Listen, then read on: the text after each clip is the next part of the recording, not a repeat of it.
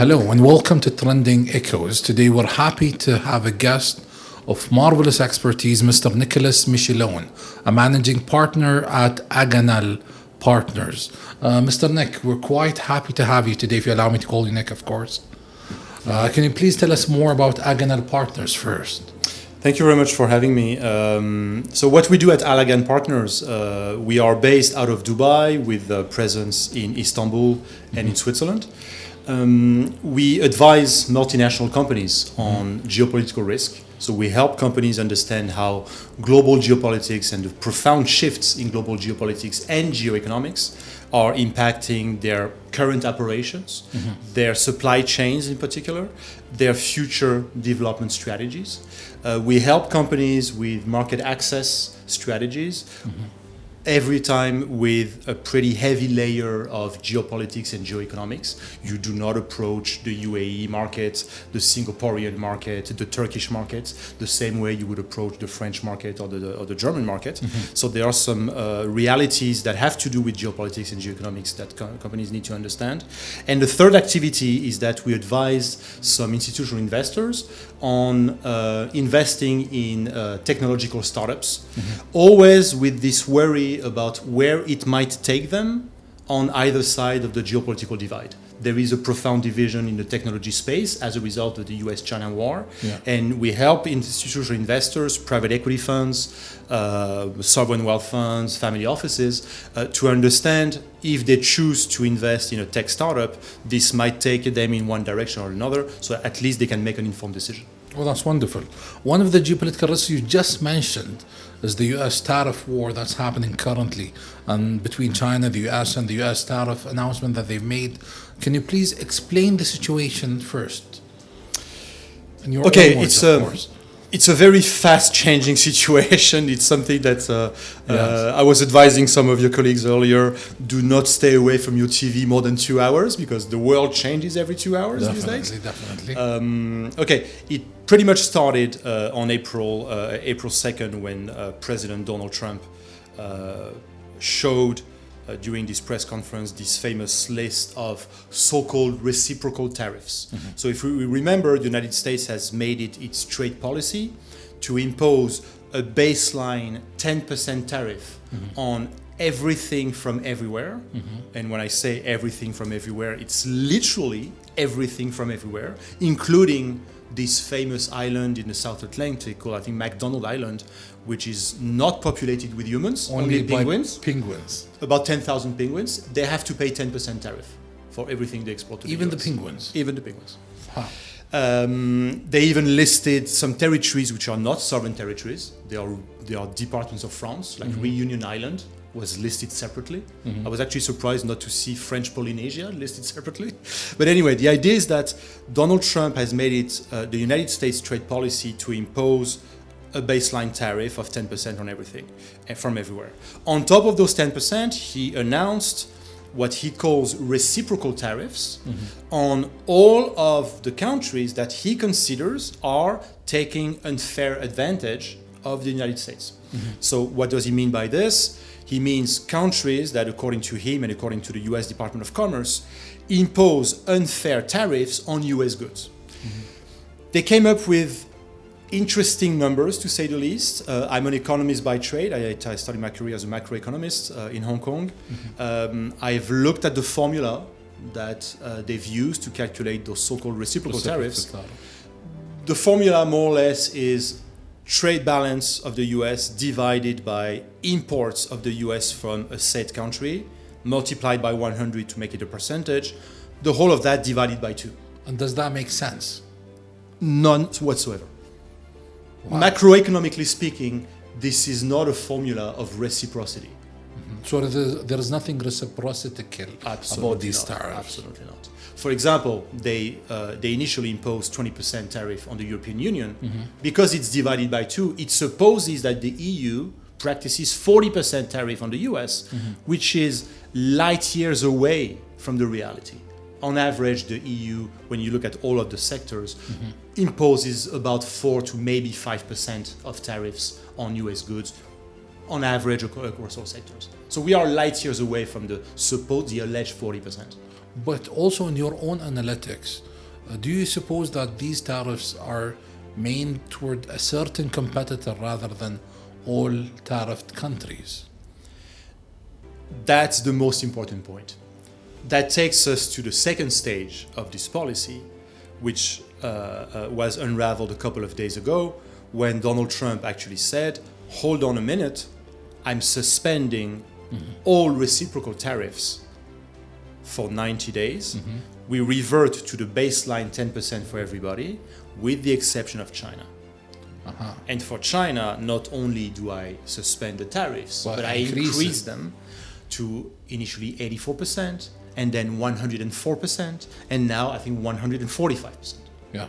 So it looks obvious now that all along it was about China.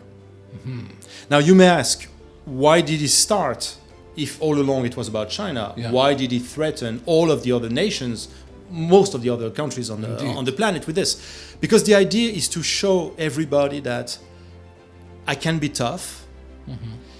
Donald Trump, if you read his book, The Art of the Deal, which he wrote when he was still doing real estate, there's an entire chapter dedicated to his negotiation tactics on real estate. But in his first administration before COVID, I saw him apply this, for example, at the G7 meeting in Osaka, where he coerced Japan into accepting some terms. His strategy is simple. He promises you hell so that he doesn't have to deliver it. I promise you the economic equivalent of nuclear war to scare you away, to test your resolve, to see where your breaking point is, so that you come back and negotiate for a reprieve, for a suspended sentence. And how do you think that's going to go to China?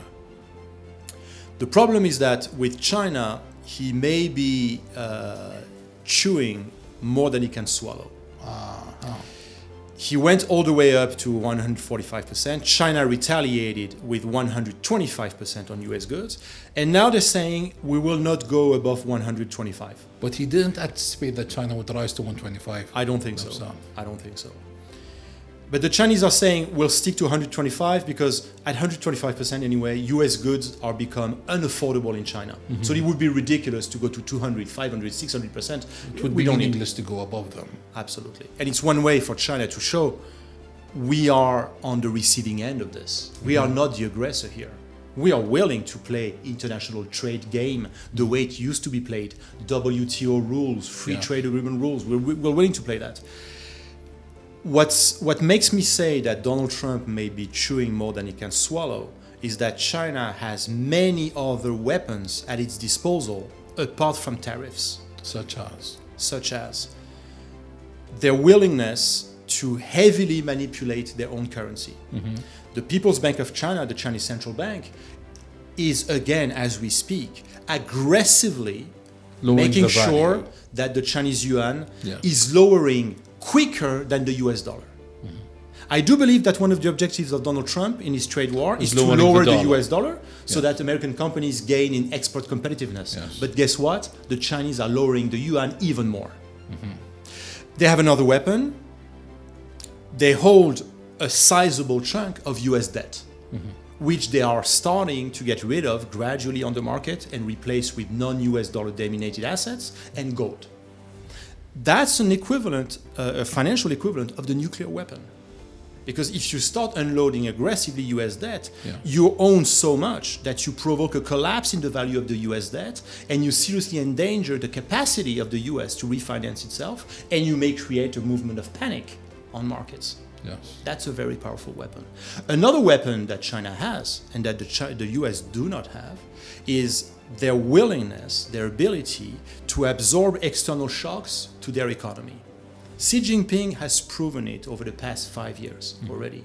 He's willing to sacrifice a large amount of economic growth on the altar of resilience, strategic autonomy.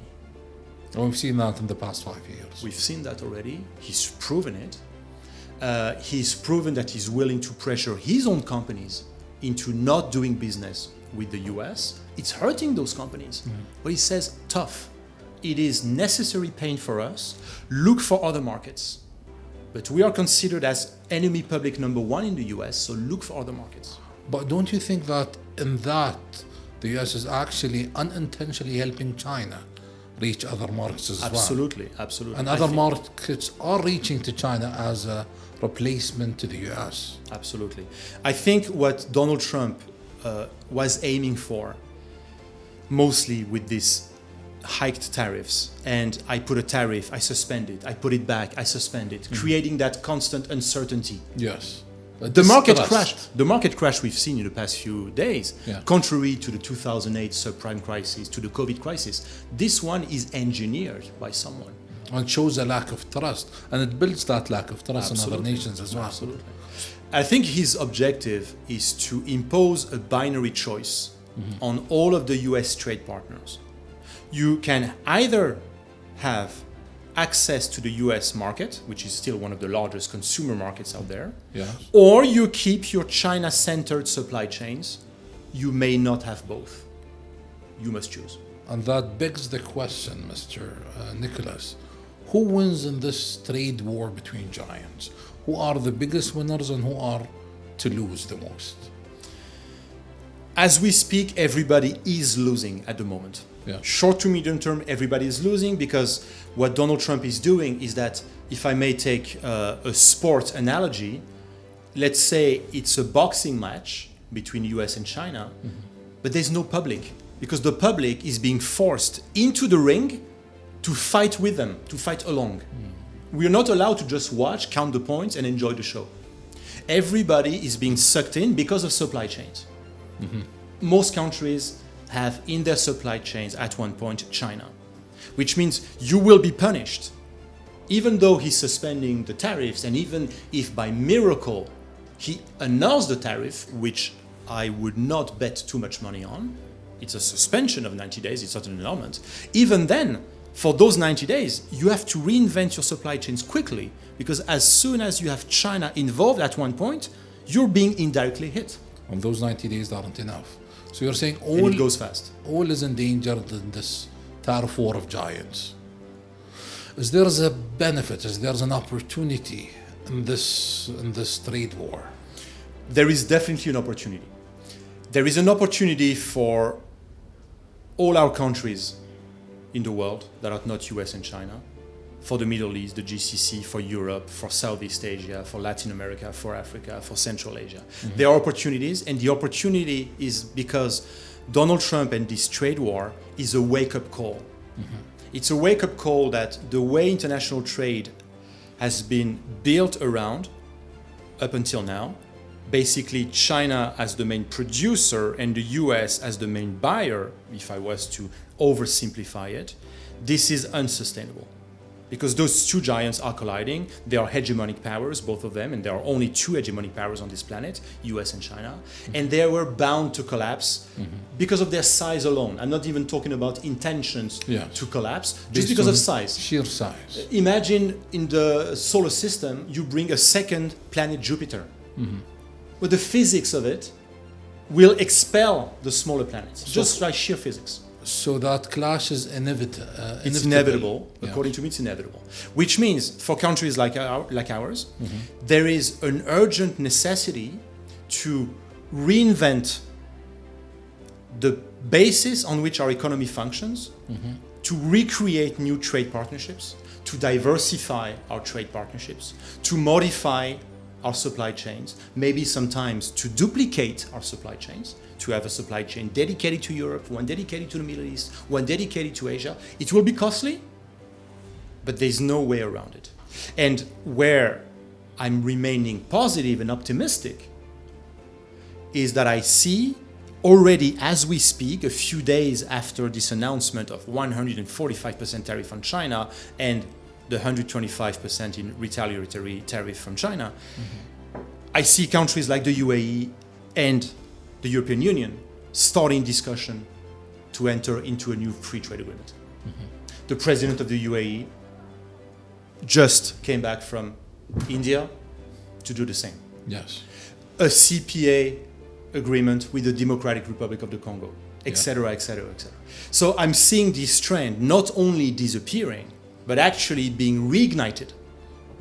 This is where I remain optimistic. I think Donald Trump is this wake-up call that everybody needed. The economic system as it works is not sustainable, which is, by the way, what he also thinks. But he thinks that it's not enough in the favor of the US. So at least we agree on this fact that it's not sustainable. Yeah. We are drawing different conclusions. Well, I'd like to thank you, Mr. Nicholas Michelone, for this amazing conversation that I honestly gained a lot from. Our guest today at Trending Echoes was Mr. Nicholas Michelone, a managing partner at Agonal Partners. Thank you for this amazing conversation. Thank you for enriching our conversation with your amazing intellectual points as a microeconomist and an economist at heart, would explain the situation that is in desperate need of explanation. Thank you so much. Thank you for having me.